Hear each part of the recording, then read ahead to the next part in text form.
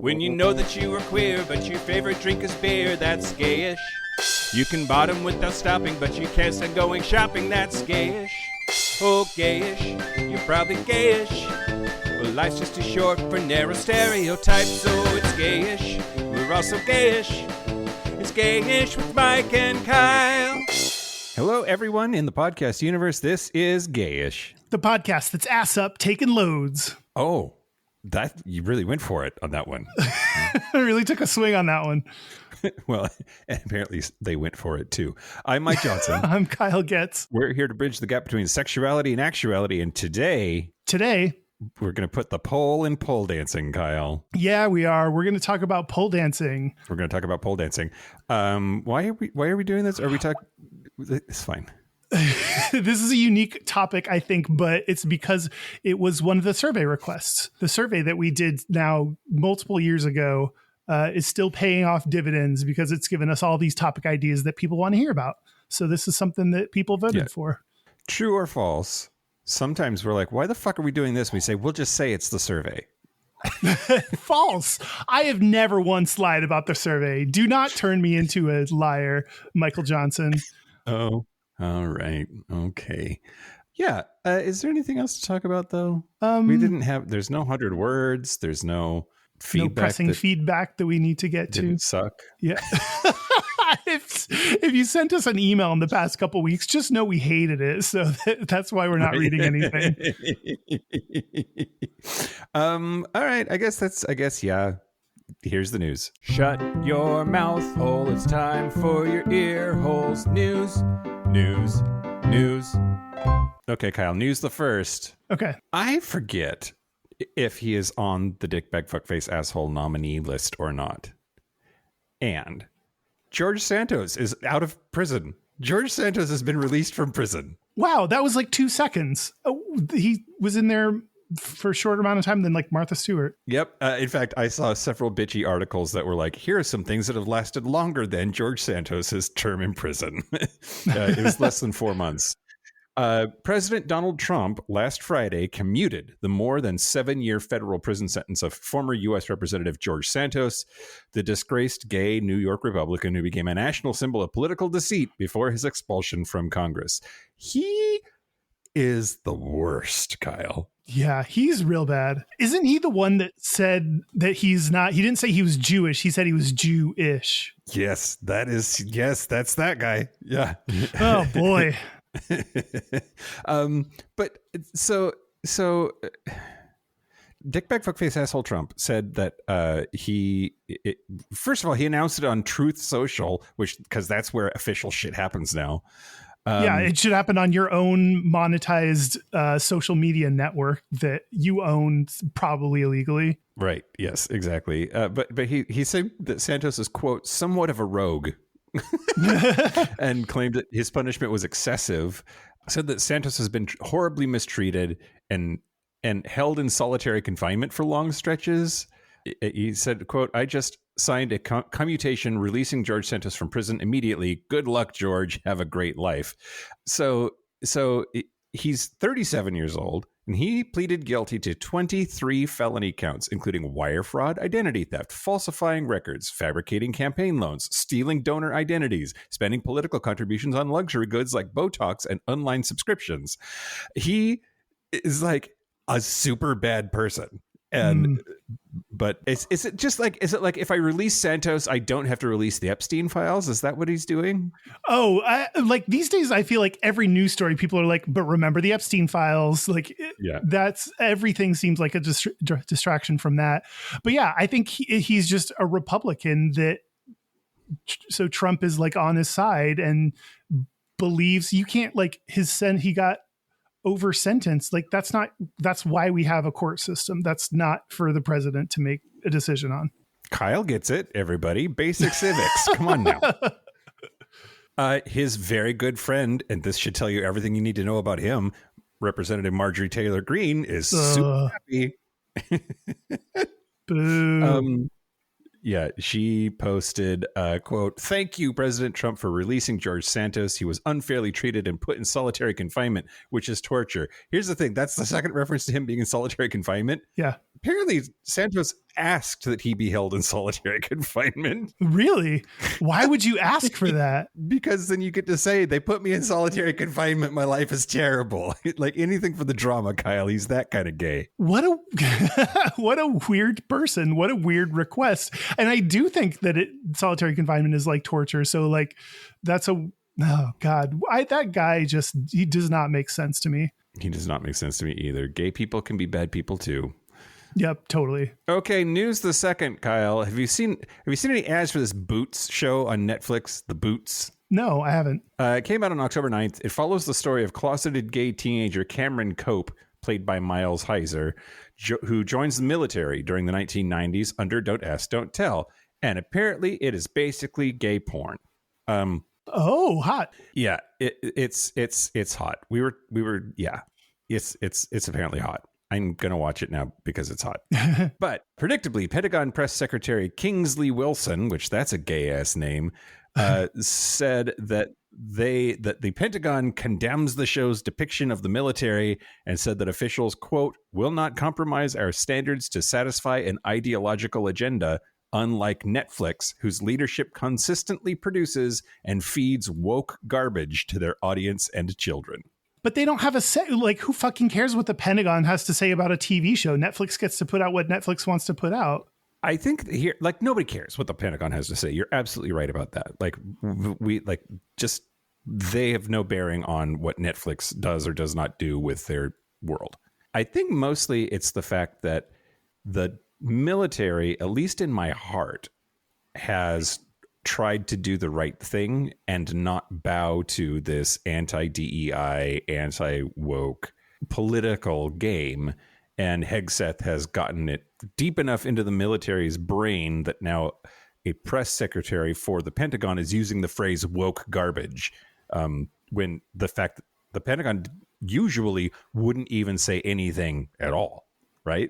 Yeah, I'm surprised they're commenting on this at all. Maybe it's just that gay and hot that they had to be like, just so you know, the military is not gay and hot. If you join thinking you're going to have like hot, gay, steamy sex with like some hot ass dudes, you're joining for the wrong reason. Which I think they could use all the recruitment help they can get, Kyle. That's true. That's true. that might get a thundering herd of faggots with rifles wanting to join. The next thing that he says is actually, like, I don't know, it hurts my soul. Quote, Under President Trump and Secretary Hegseth, the U.S. military is getting back to restoring the warrior ethos. Our standards across the board are elite, uniform, and sex neutral because the weight of a rucksack or a human being doesn't care if you're a man, a woman, gay, or straight. I mean, I agree with not discriminating against people based on their gender or sexuality. That seems like a good thing that he's saying. But built into that sentence is the presumption that they're not doing or weren't doing that before. Mm-hmm. Right? Yeah. Yeah. Everything that Trump has been doing is like getting back to our values is like, you know, we've made too much social progress recently is basically what his entire campaign is founded on, and wants to go back to when things used to be great. Everything's bad and you should feel bad today, Kyle. Yeah, for sure. Also, it's not the Secretary of Defense anymore. He's the Secretary of War. Oh, shit. That's the dumb change. Yep. That for sure definitely happened. Because that Secretary of Defense is too gay.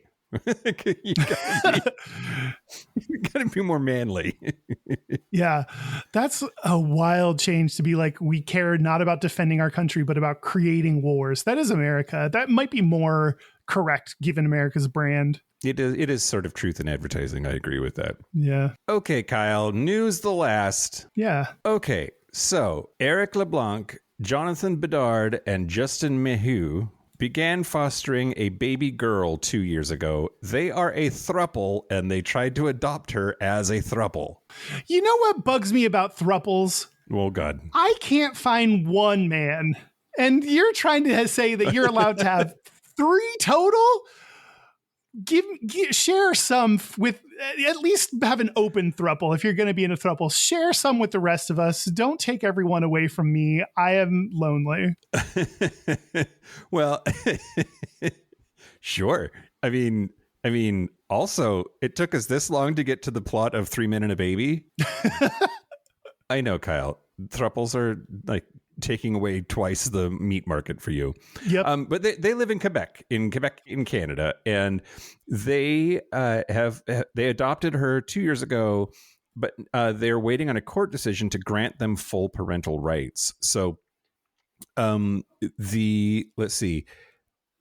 The adoption was finalized a week ago last Thursday, and they're awaiting a ruling in the case that will determine if they are going to be named equal parents under the law, which is complicated in Quebec because right now only two parents can be approved as the parent of a child, which I guarantee it's that way lots of other places also, if not everywhere. Yeah. Now, they have been granted legal adoption in the province by finishing this process with Quebec Youth Protection Services, but now they need to go this extra step to have the province recognize more than two parents for the same child. Thank God they're doing this in Canada, because I don't suspect that lots of countries would be amenable to such a request. No, absolutely not.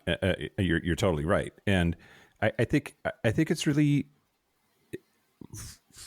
Canada is just better at everything, I think, is the takeaway here. There was a Quebec Superior Court judge who ruled that limiting legal parental rights to only two people violated the Canadian Charter of Rights and Freedoms, which protects Canadians' right to equality.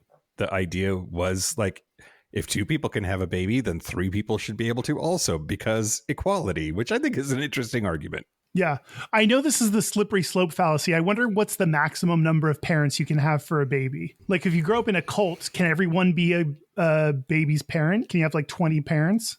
I mean, it might make it easier to have kids. You know what I mean? Like, yeah, that's true. You have to change one diaper a week because there's 48 parents.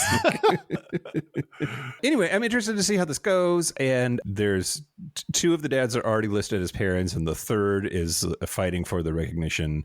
I wish them the best of luck, and I hope it works out. And I don't know. This is like, it feels cutting edge for us and our community, and we'll see what happens. Yeah. The recognition of non-traditional relationships is, I think, always a good thing for queer people. Yeah. That's the news.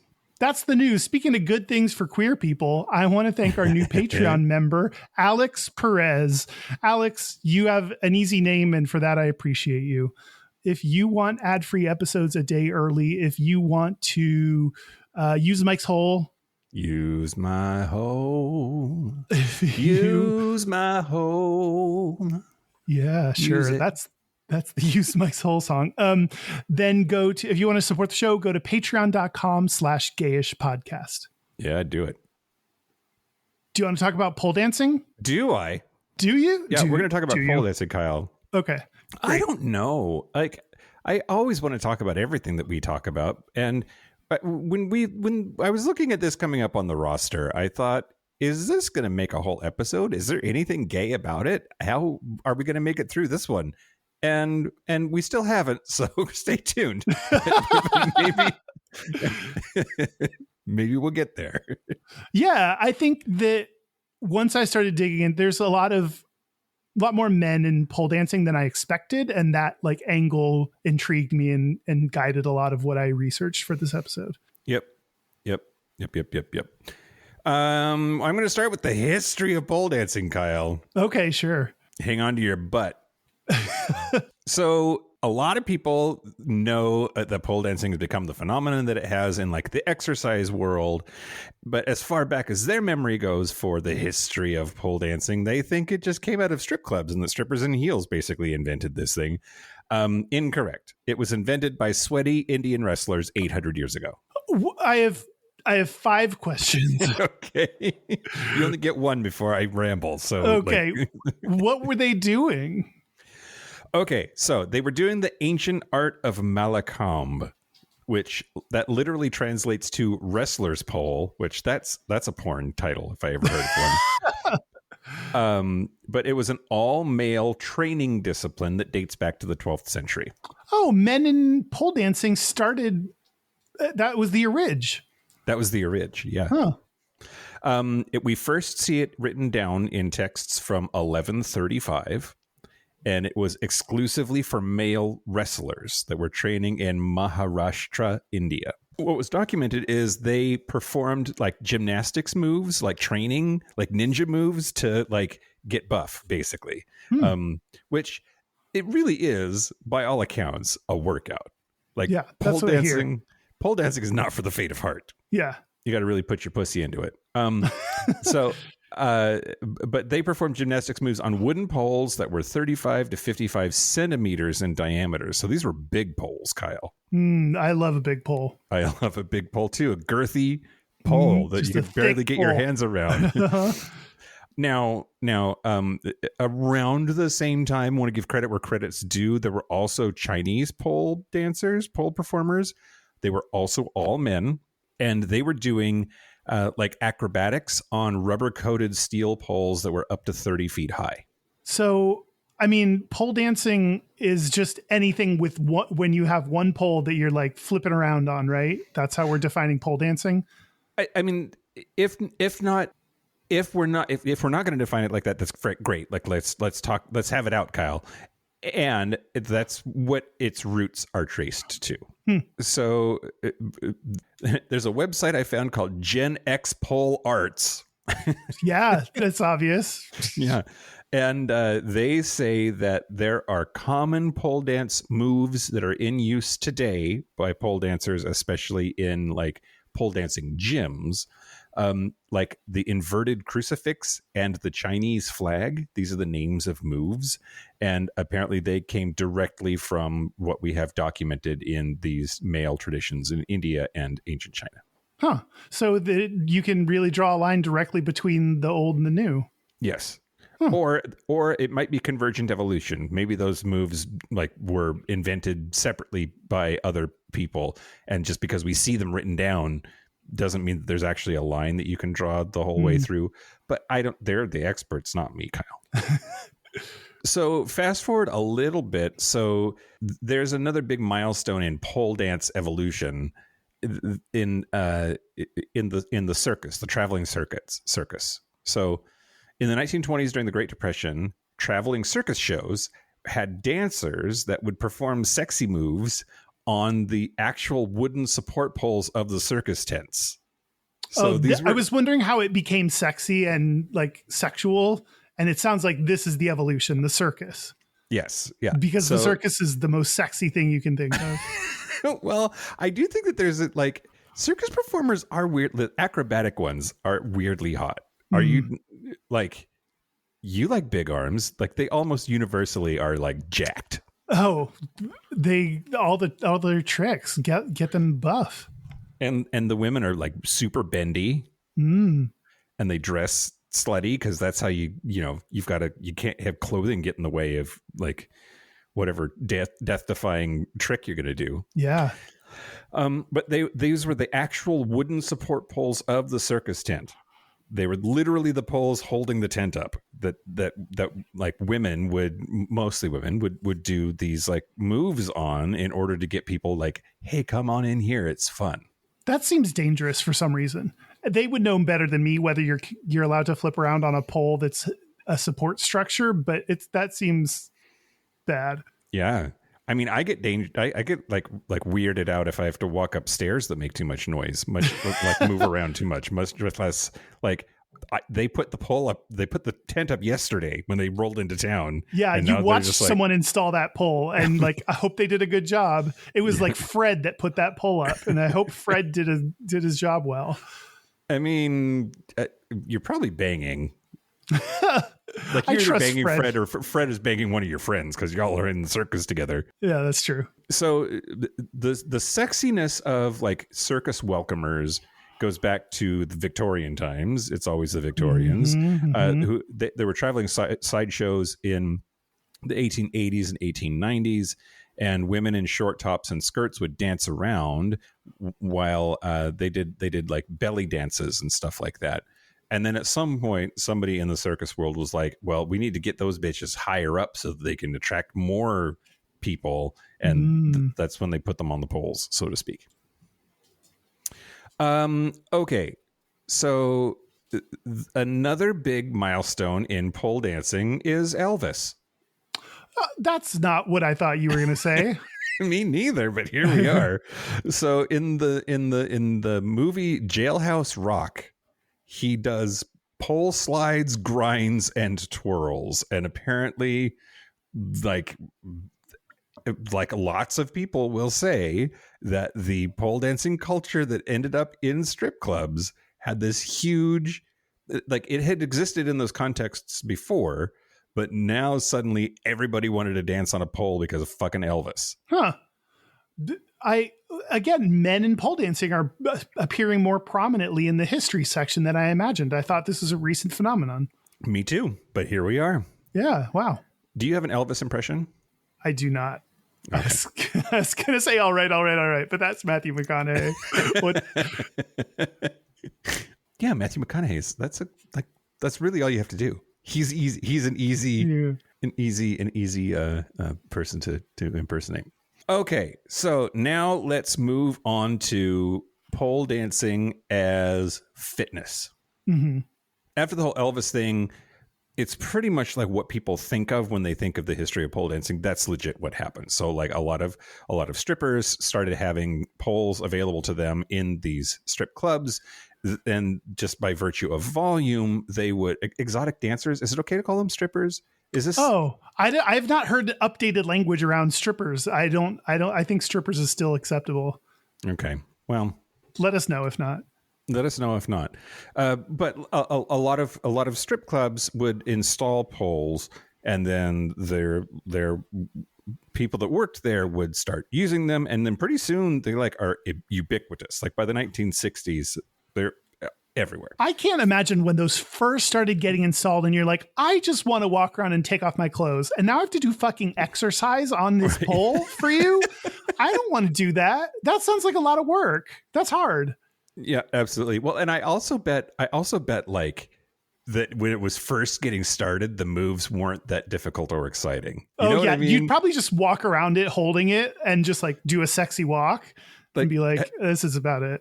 Have you seen any like videos of like gymnastics during the first Olympics or whatever? And like they basically just like jump over the pommel horse and everybody applauds and he gets a gold medal. And now you've got to do all kinds of complicated bullshit. Yeah. Anyway.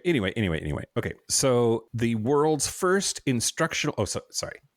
So then there aren't really a lot of like historical milestones to talk about during that time. Like just dudes went to strip clubs, and the women, in order to get better tips, learned trickier tricks, and pole dancing became a whole culture. It became a whole art form. It became a whole vibe.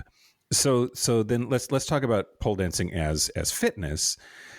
The world's first instructional pole dance video, which was called Pole Work Volume 1, which I would have maybe bought, not knowing what inadvertently. It was really, what it's going to teach me. Guess what year that was, Kyle?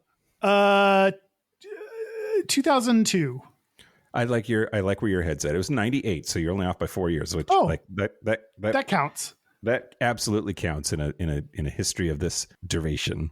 Mm-hmm. She did that in 1998 after becoming, according to many, the first pole dance instructor. And she taught classes that weren't just for strippers, but her name was Fania Mondi Dietrich, and she is a Canadian woman who is bisexual. So we have bi people to thank / be mad at for giving us pole dancing as exercise. Why are you mad at them for giving us pole dancing as exercise? It looks hard. Oh, it does look very hard. Fania, she identifies as bisexual. She was married twice, first to a man and then to a woman. So I feel seen, although I am not bi. She has it. You don't have to prove you're bisexual, but she did it anyway. Mm-hmm. She did it anyway. She's a badass. This bi bitch is awesome.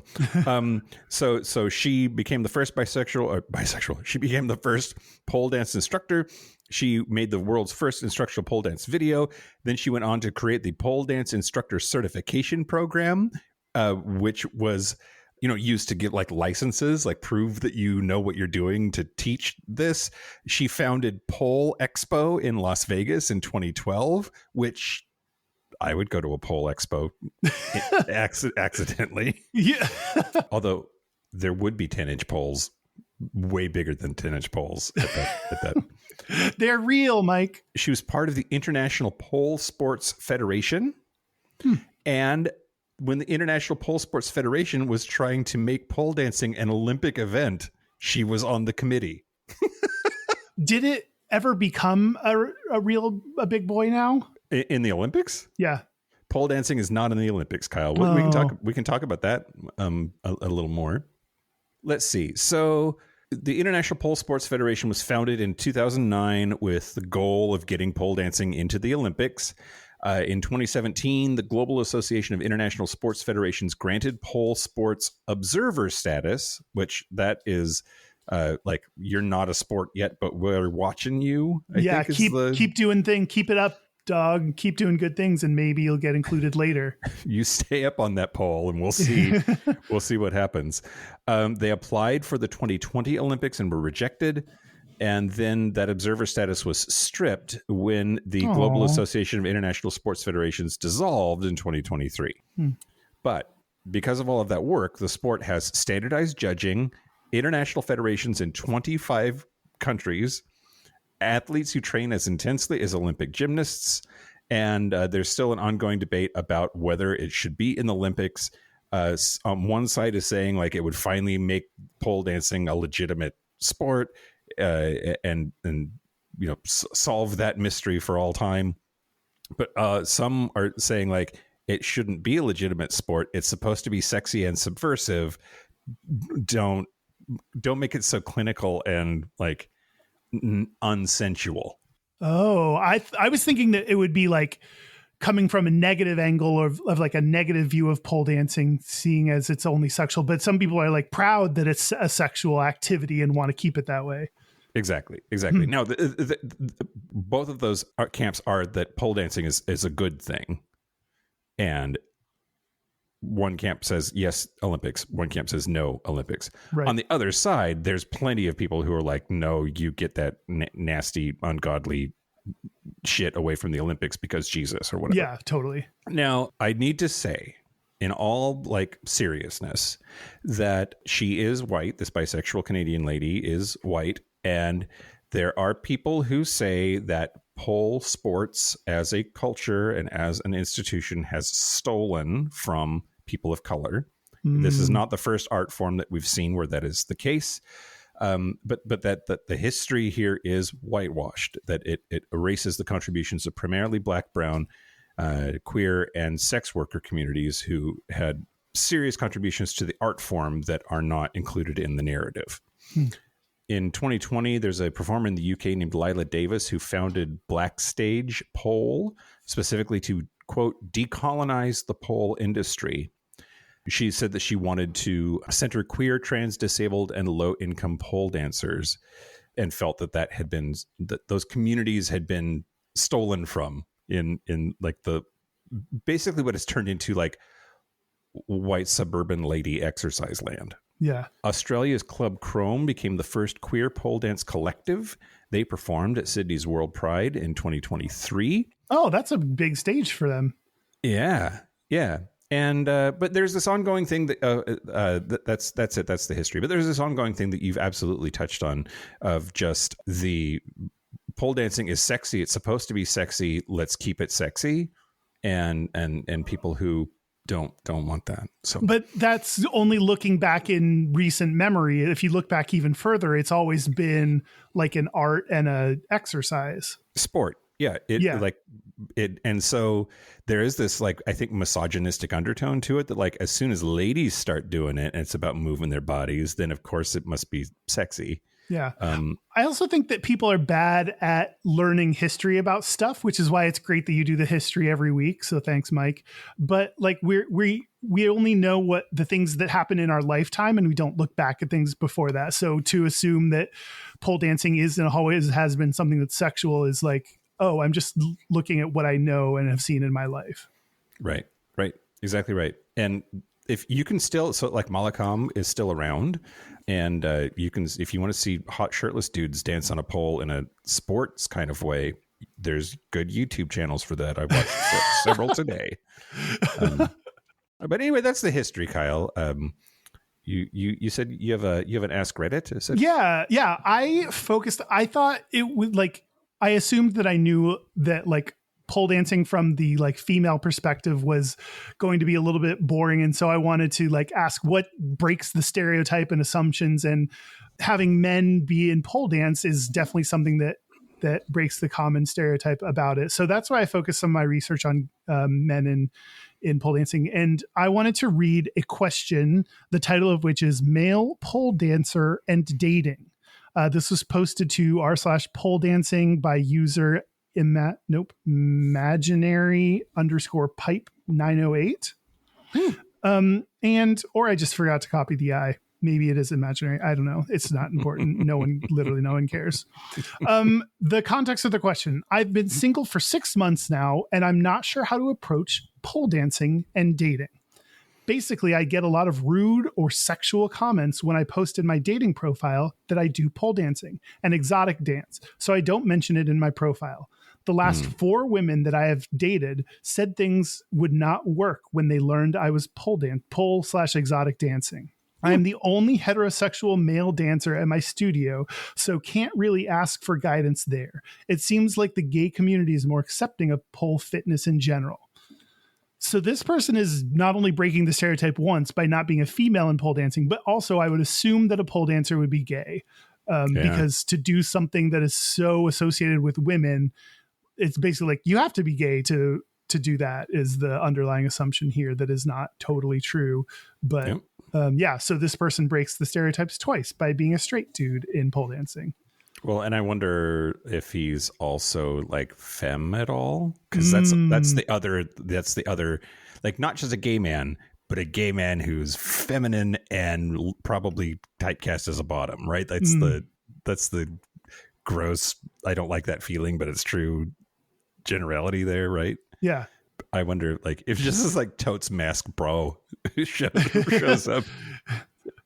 Yeah. It'd be interesting to learn more about who he is and his demeanor, or just straight people in pole dancing in general. Some of the responses: I think you should include it in your bio. It is a hobby and nothing to be ashamed of. Yes, some women will be uncomfortable with a straight man doing pole, but better to let them swipe left rather than waste both of your time. It's going to be a very long episode if I giggle every time you say doing pole, but like it's like that's how they say it. That's like multiple interviews and like articles they say doing pole, and oh god, Kyle. That's what I should put as the only if I did pole dancing as my grinder. But what do you think about this advice to put it on your Tinder profile? I think that I'm very torn. I'm very, very torn. We are different people. I think that you are going to say absolutely not. Don't do that. Minimal information so that you can lie to them and get them face to face, and then slowly tell them things about you over a decade. I don't know. I was torn as well. So no, okay. I'm not that strongly opinionated on it, but I don't know. I have mixed feelings about it. I think that there is a like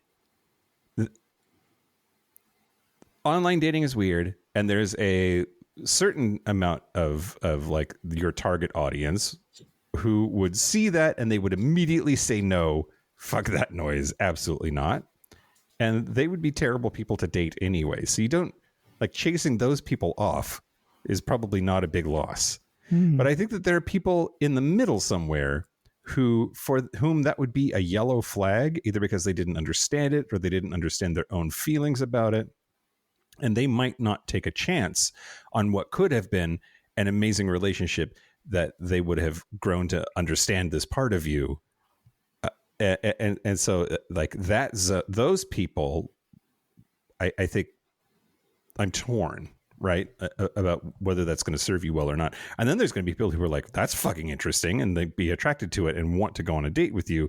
And that kind of curiosity and lack of judgment, I think, could be really awesome. So I don't know. Yeah, I think the person that you're describing, the person that might see it as a yellow flag, like that person probably, or a lot of people probably bring a lot of baggage and assumptions to the idea of pole dancing, and to have them get to know you a little bit first before you mention it in conversation might be a helpful way to break down, like, so they get to know who you are and that you really are straight and not gay. They'll like get to understand that for sure. And yeah, just get to know you a little bit better and start to like you for who you are. And then you show them, or you tell them that you do pole dancing. That might be a softer way to do that, and a way to help dissuade them from their assumptions, rather than right up front. I'm like, every single thing I'm reading is like a sign that, like, I'm basically looking for easy ways to say no to someone. That's all I'm looking for. Oh, you're under 30? No. You're, more than a foot shorter than me? No. I don't know what else are deal breakers. But, I want to swipe left or right quickly, and I want to find little things that are like immediate yeses or immediate nos. And I don't want to give people a bait to give me an immediate no. You know what, Kyle? What? You should consider under 30. I will take your advice with a grain of salt. I am not to be trusted, Kyle. No, I don't think you're the person to get this kind of advice from. Well, someone else said, I know everyone says put it in your bio, but my opinion, I wouldn't. Protect your sacred space and your mental health. People are always quick to judge, especially on the internet. So create a space online where you can be comfortable. Not everyone should be allowed in your comfort zone, and it's okay not to put everything online. Okay. I agree with the fact that, like, if it's causing distress having it on there, like people are making negative comments, I don't know how they would be doing that. Like, I guess things like Hinge, you can comment to people without actually matching. So like people could be making negative comments proactively without you even matching, and that would be a shitty thing. Like, if you wanted to save yourself, like, you don't deserve to like get harassed basically for having pole dancing in your profile, and to save yourself, you could remove it. I also think, yeah. I'm with you. I also wonder if, like, how into the pole are you? Oh yeah, is this like fundamental to who you are? Right, exactly. If this is just like a thing that you do that's fun, but like, if you could never pole dance again, you'd be pretty okay with that as a loss or whatever. That's different than, like, if it's your whole personality, then probably that should be on your profile. Yeah, that's true. I like that. That's a good way of thinking about it. Someone else said, I am also a guy who does pole, and I would not put... It's never not funny, Kyle. And I would not put that in my profile unless you get a lot of matches. And I agree that it is good to filter out the girls who wouldn't be okay with that. This is because if you are a guy and too few people swipe right on you, you will eventually not be visible in people's feeds anymore. And the girls that are okay with you doing the poll won't have the chance to see your profile. Wait, is that true? That's what I was asking myself when I read this. Is that how it works? This isn't, I mean, I know like your Facebook feed and whatever is like, if you interact with certain profiles or certain pages more, they show you that content more. But if your profile is constantly being said no to, do they show you less and less in people's feeds? Does the Tinder algorithm have a secret dark Uggo corner? Oh boy, I don't know. I hate that so much. I know. I do too. I'm going to go. My immediate instinct was like, that can't be how this works. But I don't know. I don't know, Kyle. We got to do an episode on Tinder. Based on engagement, right? If you're like, every time you're on there, you just see the same people that you're just like super not into. And it turns out that lots of people are not into that person. And it makes you want to not use the app. They have to do everything they can to make you want to use that app. God, even at the expense of, like, if someone doesn't get any people in there, then for that individual that is being removed from people's feeds, they don't get any matches either. So they won't use the app. Maybe it's in Tinder's best interest if that person gets off Tinder. Maybe. Oh, God. Boy, I really hate this implication. I hate everything about this segment now, I think. You're welcome, everybody. Then let's move on. Someone else said straight/bi male pole dancers are like unicorns. I'm amazed girls are passing on the chance to date. So there's that person that's like, that's really cool that you're a pole dancer. Mm-hmm. Male dancer here, not single. I would post pictures on your profile of some really strong moves that show off your muscle definition. My friends/coworkers thought it was weird. Then I showed them Iron X and shoulder mount. Why are you laughing? Just a straight bro giving my other straight bro advice. I think that you should show them just how jacked and toned you are, stud. But that is an interesting point of like, if you post something that's like a really good photo of you doing something hot, then like maybe you can just be, instead of, pole dancer, you can be like that hot pole dancer. Mm-hmm. Mm-hmm. Mm-hmm. So I could see this. I do think that you can get away with a lot if you're just hot and doing it in a picture, right? Yeah, that's true. If you're hot, you can get, just that's the sentence. If you're hot, you can get away with a lot. I love lasagna. That's one thing to put in your text. But if you are shirtless, just housing an entire pan of lasagna, but you look sexy doing it, I'm into it. Yeah, for sure. Last comment. I've had the opposite reaction. Most people are interested in it or have some sort of questions. I offer to take people to an intro class sometimes, both friends and dates, which I'd like. That should be the kind of person you're going for. I'm also surprised that people would say no. I'm not surprised. People are shitty and judgmental and bring a lot of stereotypes to dating and hobbies. So I guess I shouldn't be too surprised. But like that, I want people to have some kind of passion or interest or something they do that's just for them. So I think I would see this as a green flag if they did pole dancing. Mm-hmm, mm-hmm, mm-hmm, mm-hmm. Yeah. If that's like spurring people to ask questions or be interesting, it definitely stands out. And I think standing out can be a really good thing online for dating purposes. Yeah. So you may get the people that say no immediately and reject you if you put on your profile, but you also could get those people that say yes immediately because you're right, because then you stand out. So it could be a double-edged sword. Mm-hmm. A double-edged pole. Exactly. Well, that's Ask Reddit. Okay. Well, I wanted to talk to you about pole dancing competitions, Kyle. Yeah, let's do it. But now that there's all of these like guidelines and rules, and it's almost an Olympic sport, that's like where we've arrived from a bunch of like pole dancing competitions. And so I wanted to just talk to you about a few of these. So the first ever men's pole dancing competition was Mr. Pole Fitness UK. Wow, I don't know. They didn't workshop that title at all. Nope, they did not. And since then, we've gotten Mr. Pole Dance World that started in 2013 in Australia, and Mr. Pole Dance America, founded by a queer Virginia pole dancer. Oh, but there's also lots of competitions that just have. Like those are ones that are specifically for male identified people, but there's also just competitions that like are pole dancing competitions for everybody that have men's divisions in them. Mm-hmm. I'm going to talk a little more about the like, I guess double standard. Anyway.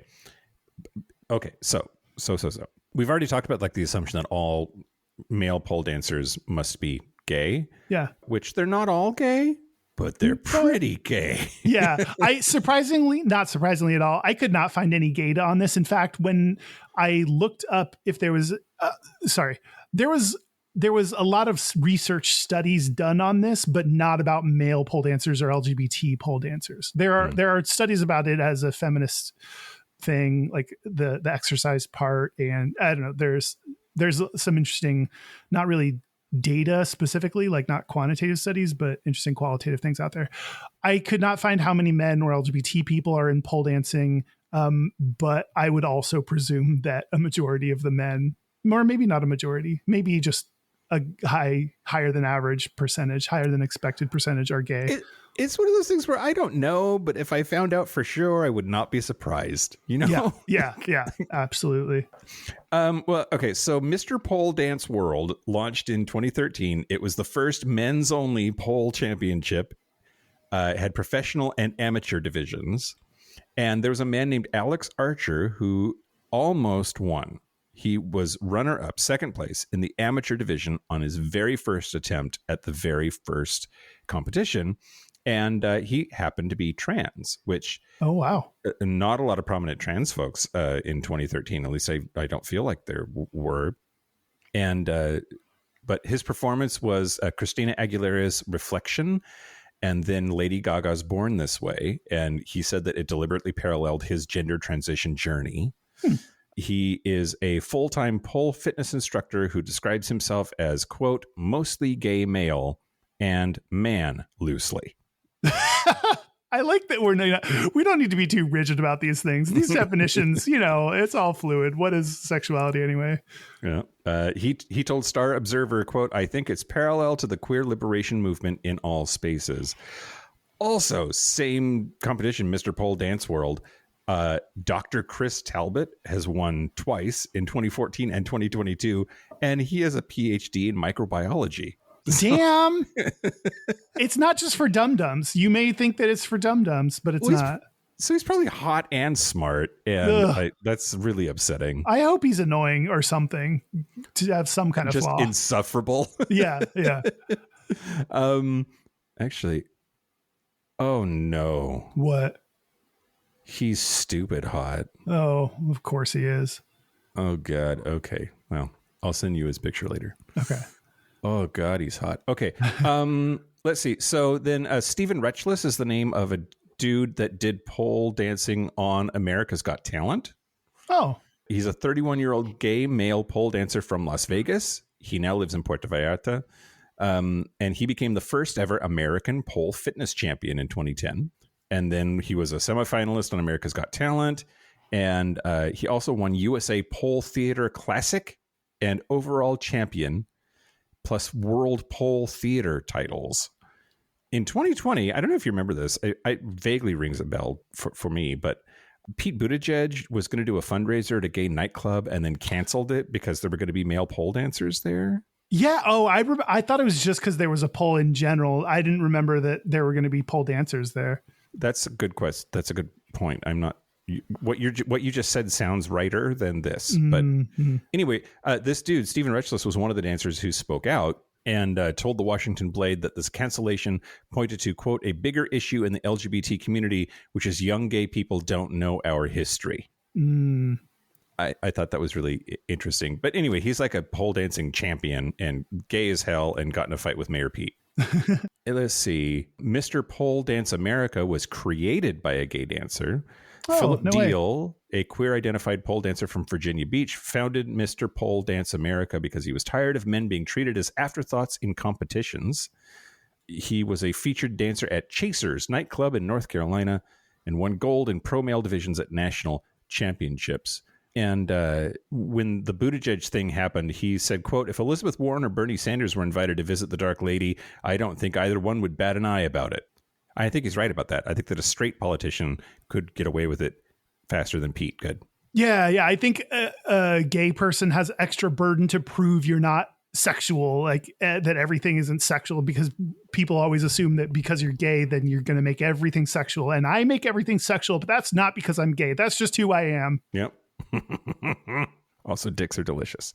That's true. So let's see. There's this dude from Poland who escaped to the UK and founded a studio. Putting the pole in Poland. Putting the pole in Poland. He won first place at JLN Pole Championship with Entertainer Award, second place at Mr. Pole Fitness with Entertainer Award, and became Mr. Gay Poland. And won a record 3 titles: Mr. Gay Poland Digital, Mr. Gay Poland Photo, and Mr. Gay Poland Public Voting. Anyway, he's engaged now, blah, blah, blah. Ugh. So basically, if you look at competitive pole dancing, there's lots of competitions. A lot of them were founded by gay dudes. most of them are not necessarily dominated by, but gay men are overrepresented in the champions and people who are winning these events. And that's not data, but I'm not surprised. Yeah, for sure. And it's also unique among sports because most sports are behind the times in terms of LGBT representation, much less LGBT winners and champions of that sport. So it's cool to see one where it's the opposite. And of course, it's the one that's dominated or assumed to be female that is where the gay dudes can shine. Right. Yeah, absolutely. Absolutely. Yeah. In the Patreon segment, I'm going to talk to you about some pop culture pole dancing moments, and just go over a lot of celebrities are like in the closet pole dancers. Oh, fun. Okay. Yeah. Well, I'm going to talk about 3 misconceptions when it comes to men in pole dancing. Okay. This is an article called "Is It Weird? For a Guide to Pole Dance for Exercise" on the website Spinning Wild. And we've, I think, touched on all of these misconceptions, but let's get them all out in the same place. The first one is that pole dancing is only for girls. Yeah. And what do you think they did to try to defend the fact that it is not just for girls? Just add truck nuts to everything. You add truck nuts to that little pole and now it's for dudes. They said, quote, "Men with higher body mass get an even bigger workout when poling, as extra muscle and body weight means there is more resistance to lift, creating an endless cycle of getting even more ripped and naturally toned." So I think they tried to make it like, no, it's a dude's thing. You're a dude's dude, which I kind of dislike when people do that to justify men in a thing or a men's version of something. Cause like, it doesn't have to be super mask bro for you to be into it. It's okay if it comes off as feminine and you do it and you're a dude. Sure. Yeah, I get that. I think a lot of what was just said though is just true. Like, men are dense and our bones are dense. And if you have a lot of muscle, that's like weighs a lot. And that's, if you're doing anything where you're fighting against gravity, that makes it harder. So I don't know. Yeah, that could be a stereotype, is that it's, or a misconception is that it's easy, or it's just all frills. It's a lot of hard work, and you do really difficult things on it and could get jacked from doing it. Anything where you're fighting gravity, you're going to start looking like Pink eventually. Oh, sure. So you just got to learn all the words to try and you'll be fine. Yep, exactly right. The second one is pole dancing only uses sexy or sensual moves. And they were trying to point out that there are more than just sexy aspects to pole dancing. They said, quote, "There are so many tricks that to make the body flexible that you do not fall into the narrow definition of sexy moves. There are difficult moves that take months to practice to master." So I think they're trying to break the connection with strip clubs, which I don't know if is that bad that they're trying to like undo the connection to it being something that is more sexy and sexual. Seems like part of its history as well. I mean, it seems sex negative at the very least, right? A little bit. Like, so what? So it's sexy. Like, so we're like, what's the bad part? Yeah. Yeah. And lastly, they said, number 3, men pole dancing must be gay or bi. And to combat this, they said, quote, "Male pole dancers who are interested in learning the art, sport, or magic of poling should not be categorized or judged," which I think I kind of disagree with, because I think it's helpful. Like, we talked about the value of LGBT representation. Well, we talk about the value of LGBT representation in lots of different spaces, but in sports, it's very much needed to have more LGBT people, and to point out when they're gay, I think is very helpful. But I get the point they're trying to make. Like, you don't have to try to fit everyone into this mold of being a gay pole dancer if they're not. It's very like, all pole dancers matter or something. It is a little bit. Yeah. Things that you should know about pole dancing is a sport that is appropriate for men. They said men are stronger and can perform complex moves and tricks, which when you start to break down differences between sexes, that gets a little bit, I don't know, makes me nervous a little bit. But anyway, that's what they said. Some of this is giving our conversation with the ballet guy that was here, Keon, and just how like gendered it is or something. Anyway, yeah. They also say pole dancing tones your muscles and strengthens your bones. And pole dancing was initially performed by men centuries ago, which I wrote down as something surprising, but is not surprising anymore since you already covered that in the history. Yep. Less surprising now. Those are the misconceptions. Did you have any misconceptions before we started talking that have now been dispelled? Yeah, I think that it's a recent thing. Not just the exercise, but just pole dancing in general. I thought it was just a strip club thing. I didn't know there was more to it. I sometimes when I come across things that are historical, I avoid them because I know you're going to talk about it. So I kind of read some things or saw some things that alluded to it, but I didn't read it directly. So that stereotype has been dispelled. What other misconceptions did I have? I don't know. That I think I need to work on getting rid of some negative judgment I have around like it is a real sport and very difficult. I think that's a hard one to get over just because it has such a strong connection to strip clubs. Yeah. Absolutely. I've never tried it also. So that's another thing that should put it on my list of like, don't judge it until you've actually done a class. And I'm sure, cause I'm not very fit, that I would die in a pole dancing class. I was going to say earlier, like in my whole thing about like when anything you do where you're fighting gravity is really, really difficult. And I mean, way back in the day when you and I first met, I was doing a little bit of aerial every now and then. And it was fucking hard, man. Yeah. Well, okay, let's talk more about this gendered stuff, right? Yeah. Apparently, a lot of men who want to pole dance claim insane reverse discrimination. Interesting. That like there are lots of women who very firmly believe that this is their sport and that we should not be in their spaces. There are studios that won't let men in at all, which I don't know how I feel about that as a complaint, since like I think that single gendered spaces have their utility. Yeah. You were in a fraternity. You have to say that.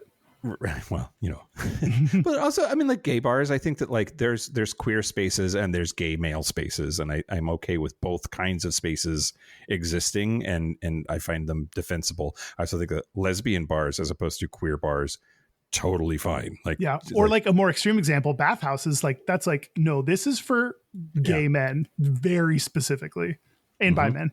Yep. But there are competitions where, like one of the biggest competitions, give, gosh, where the fuck is that? Where's the name of it? I lost it. Doesn't matter. There's one of the big competitions I was talking about before in the last segment that I did has men get 1 category to women's 5.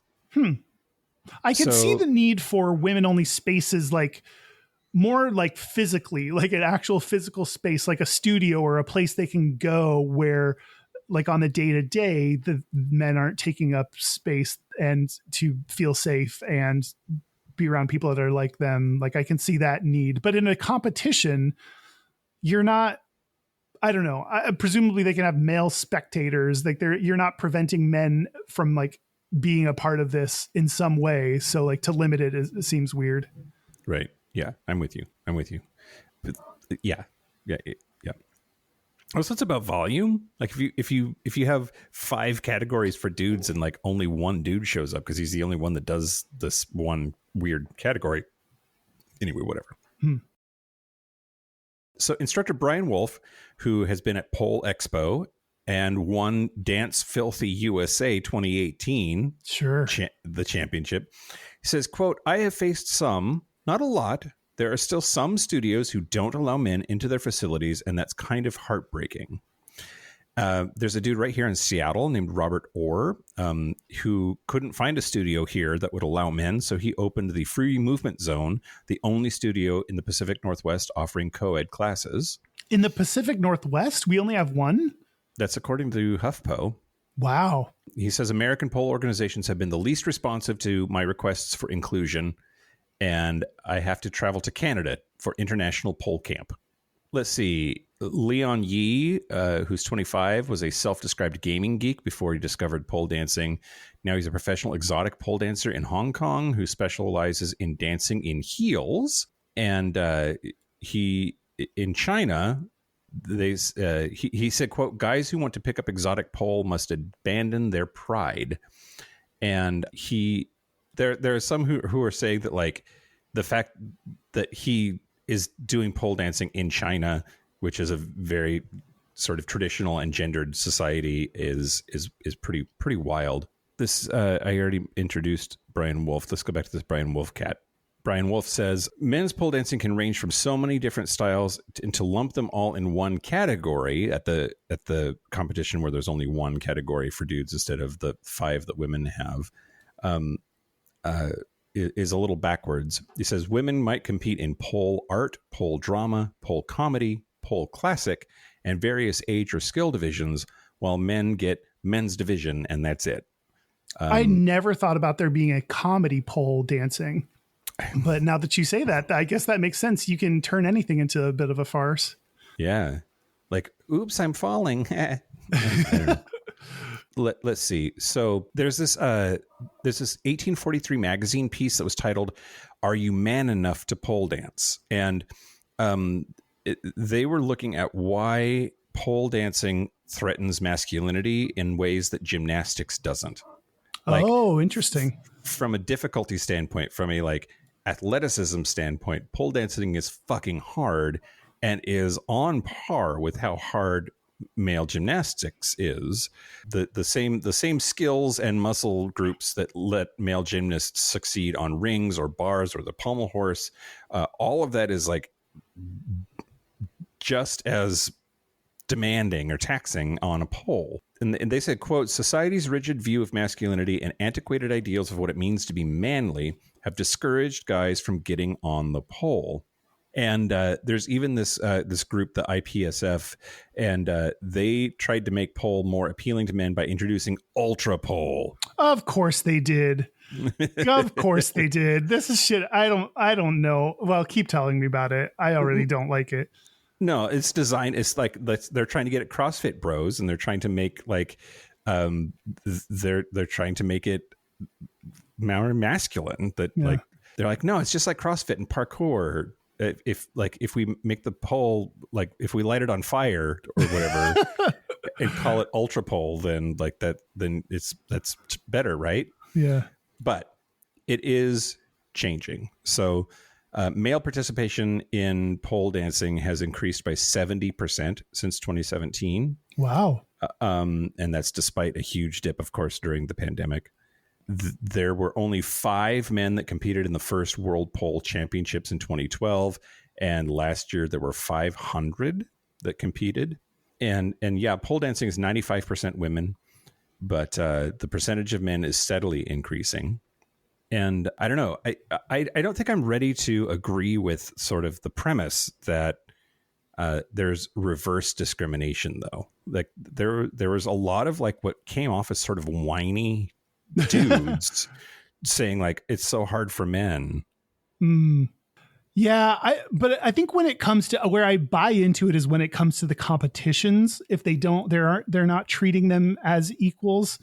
I don't know, but like, is treating them as equals, is that silly because they're not equal? Like there are a disproportionate number of women that participate in this, and maybe it is just understanding your audience to put more time and effort into the female side of things.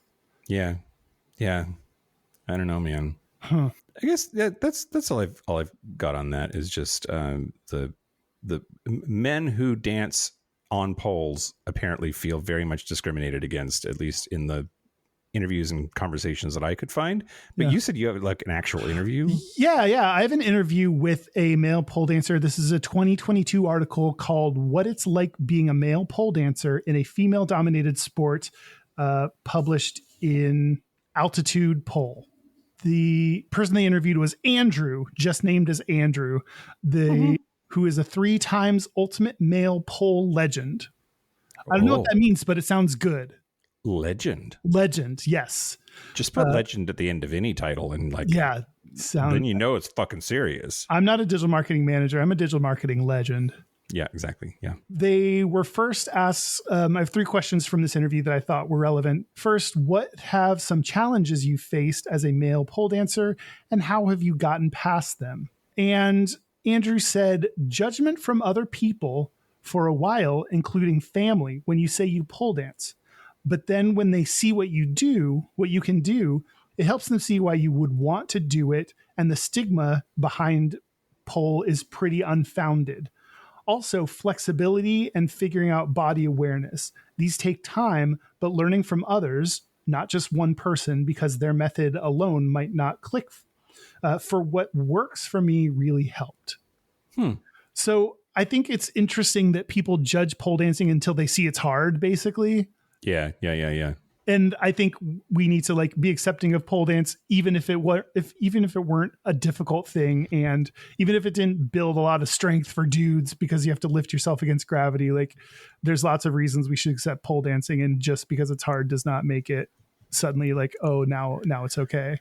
Yeah, and I think it sort of feels like the dating profile thing that we were talking about before. There's the idea of it, and then there's the actual seeing it happen, and that says a lot about whatever the thing is that we're scrutinizing. But I think the idea of a pole dancer, that means it's sexual and salacious and femme, and that is unacceptable for a straight masked bro.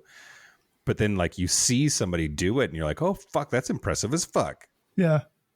And that can mitigate whatever your initial impressions were of the concept.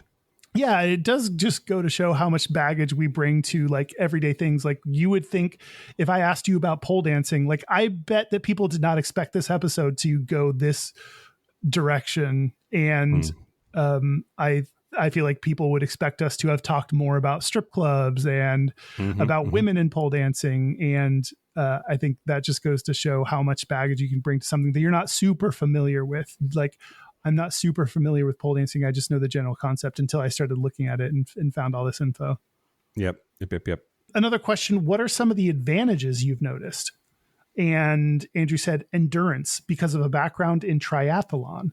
I get strength stuff fairly easily. In saying that, learn technique for moves is just as important as gaining strength. So it's interesting that I would not have thought that a triathlon would play a role in pole dancing, but I can see being able to run a triathlon means I'd probably spin around on a pole and be out of breath in a second. So I can see how this would play a good role in it. Yeah, triathletes are their endurance is crazy. Their heart beats once a day. Have you ever thought about doing a triathlon? I did when I was hot, not anymore. You did one, or you thought about it? I thought about it. Swimming is hard, Kyle. I don't want to run, much less run and do other stuff, Yeah. Yeah. Lastly, they asked pole wear. This is a hot topic for our studio ladies, but can often be a struggle for men. What are some of your tips for finding the right clothing to wear in the studio? And this is not something I considered either before, reading this interview. Andrew said, wear what you're comfortable in and what works for you, what you're achieving, but don't be afraid to stand out design or color wise. Also, as you progress, your shorts will get shorter because butt grip is real. What? On a side note, I'd recommend tight shorts to make sure that certain parts don't get caught between yourself and the pole. He's talking about your dick and balls. Dick and balls, yeah. Yeah, I think it's interesting because starting out wear what's comfortable for you, that's a non-answer. That's an unhelpful answer. That's a good in theory. All of us should be doing that and should focus on what we like and not the judgment of others. But also, what the fuck do you wear? Oh my God. It's when people invite you to a wedding or whatever. You're like, what should I wear? Or a party. What should I wear? And they're like, just whatever. No, fucking tell me. Yeah. Tell me what the formality level is of this event so I can plan. And if it's too formal, I will not be there. it's pretty cash is like, that's not that helpful. Yeah. Yeah. So that was a little bit of an interview with a male pole dancer. I did not get in this interview the like reverse discrimination kind of thing. It didn't seem like it was that kind of interview though. That didn't come up. So that they did, ask about the challenges of male pole dancer, and he didn't say that he was discriminated against. So that's notable. You did get to talk about his dick and balls. So I did get to talk about dude's dicks and balls. So that's a pro. Oh, Kyle, do you remember the bachelor party for my second wedding, and we went to a strip club? I remember that we went, and I don't remember the details. Why? You and or the straight fraternity bros got us a lap dance from a stripper that was wearing a brace on her arm, and she told us this because some other stripper was trying to kill her and didn't wipe down the pole well enough, and so it was slippery when she got on it, and she didn't expect to slip, and she did, and she hurt herself. Damn, that seems like all of this was after we told her that we were gay. She's just like, okay, we're just going to spend the lap dance chatting then. I think that's what happened when you tell strippers that you're gay. Then it's like the defenses come down and they just start telling you shit, and you're like, cool, I didn't want that lap dance anyway, let's talk. Then we talked a bunch about Doctor Who as well. But yeah, she's just like the pole gets slippery and you're supposed to wipe it off. That's why all the strippers have a towel. Yeah, that seems like an important stripper tip or pole dancing tip that I would not have thought about. Yeah. Yeah. Because apparently it can lead to injury. It can lead to injury. Yeah. Safety precaution. We didn't give any safety precautions. If you decide to pole dance, follow your instructor's guidance. Yeah. Listen to whatever they tell you. Yeah. Yeah. Did we do it, Kyle? I don't know. Is it? Yes, it's gay. I think it's so gay. I think it's gay, and it doesn't have to be, but it just is because of its association with femininity. Yep. I totally agree. Okay. I totally agree. But straight bros, go dance on a pole. Like, yeah, go try it once. It's not going to hurt you. Yeah. Agreed.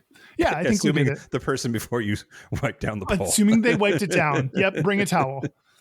Should we take a break? Yeah, let's take a break. Take a break. Take a break. This is the part where Mike and Kyle take a break. Are we back? We're back. We're back. We're going to do our gayest and straightest. We're going to do our gayest and straightest, but first, local gay bar review. Kyle. Ooh, what? We're going to talk about Leo's Bar. Nope, Leos Bar in Bogota, Colombia. Here's what I wrote the night of. First, I love Colombia, or at least Bogota, or at least the parts of Bogota we have visited. But Leo's Bar is not Leo's Bar. It's Lion's Bar. There's lions everywhere. There's lion wallpaper. There's lion signage. There's lion light fixtures. But it is totally fucking empty. It's literally me and the boyfriend and the bartender. but it's also 10:30 p.m. on a Monday. This place is okay. Weird. Lots of stairs. Lots of different areas. It was cute, but it's not Leos's fault. But I can't give more than 2 dildos. Wow, that's a rough go. Okay, but did you get a fair experience if you went on a Monday? Maybe. I mean, I think it's the kind of place that I think is probably a solid 3.5, 4 dildos on a Friday night. Yeah, this is going to show up in your like whatever performance review that people put together of like reasons for deductions, and it was like Monday because Monday, my fault, but Monday. Yeah, for sure. Well, our website is gayishpodcast.com. We're on social media at Gayish Podcast, or you can find our Discord or our Facebook group at gayishpodcast.com/contact. Our hotline, you can send us text messages or leave us voicemails, is 5855-GAYISH. That's 585-542-9474. Standard rates apply. Our email is gayishpodcast@gmail.com. And our physical mailing address is Post Office Box 19882, Seattle, Washington, 98109. Do you want to do our gayest and straightest? Let's do our gayest and straightest. We need a gayest and straightest song? Nah. Oh, I'm too busy. This far in, it would be really funny for us to like all of a sudden come up with a jingle for that. It's the only segment I think that we've done every single episode since the very beginning. And maybe, it can just stand alone. That's an excuse to not do more work. Just like the cheese. Just like the cheese. I'll go. My gayest is my bus got stuck on a bridge for an hour. Oh my God. Yeah. Oh, I'm so sorry. Yeah, it sucked. I mean, there are things that suck worse. So, don't go writing your mom home about how sad you are for me. But yeah, it was a long time. So I started watching Kathy Griffin's stand-up special. How was it? It was good. It was very Kathy Griffin. It was, her interrupting herself with stories about celebrities. So if you like Kathy Griffin, you'll like this because it's very Kathy Griffin. My straightest is I went into the office without shaving. I just completely forgot. I usually, because I work from home most days, the one day I go into the office, the day before I shower and shave and stuff to try to transition myself into a presentable human for one day. Yep. And I just completely forgot to do that. And so I was in the office, no shave, little bit of stubble, a little too much stubble going on around places that stubble shouldn't be. Oh, like your cheeky cheeks and your necky my neck? Cheeks and my neck. Yeah. Yeah, that happens. Yeah. Well, the straightest thing about me this week is I told the story about Dad coming and chopping down my cherry tree and left a hellacious mess in the backyard. So the boyfriend and I on Saturday were trying to figure out what to do with all of this brush.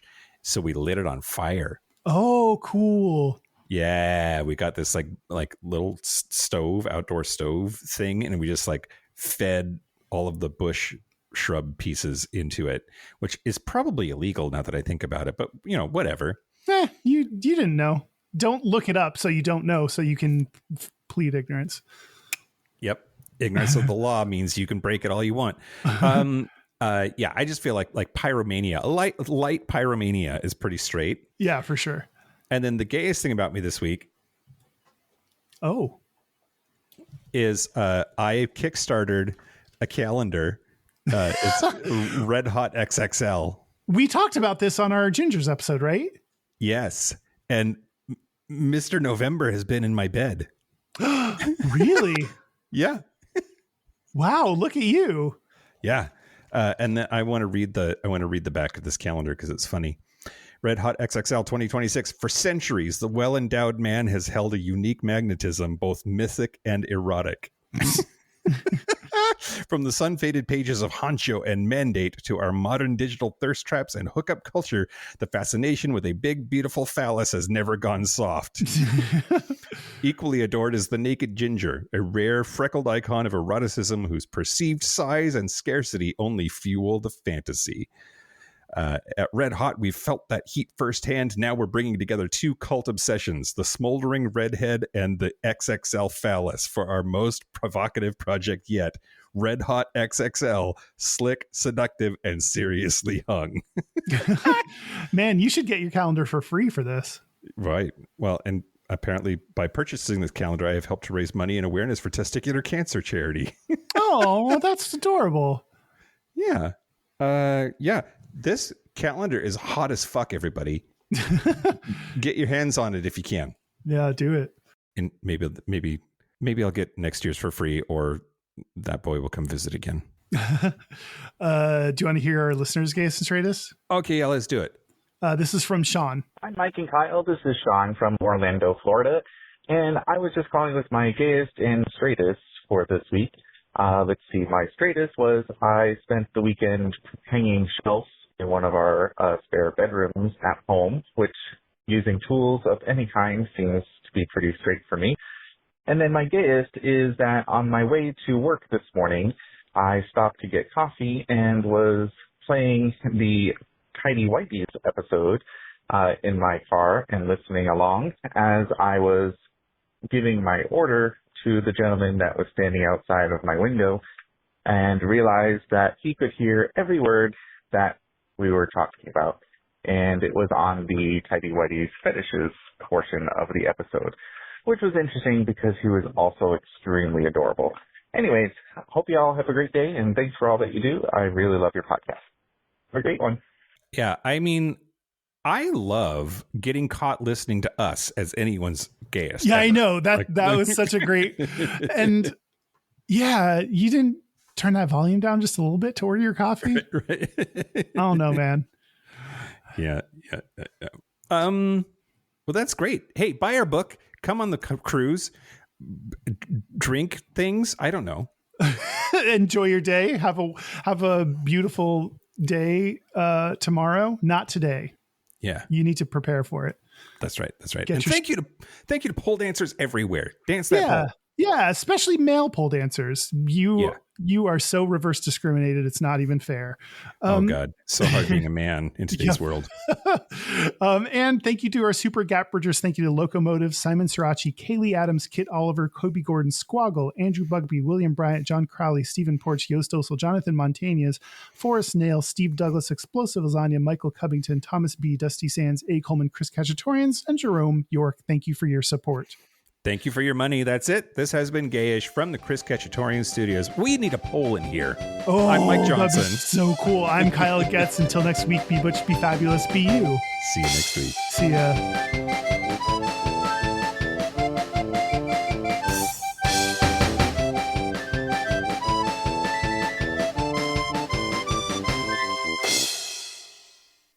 Can you hear that? Reynolds is like hawking up a lung. No. Oh, great. Okay, good. Glad it won't be picked up. It sounds like. I hear it now. I hear it now. Okay, I think he's good.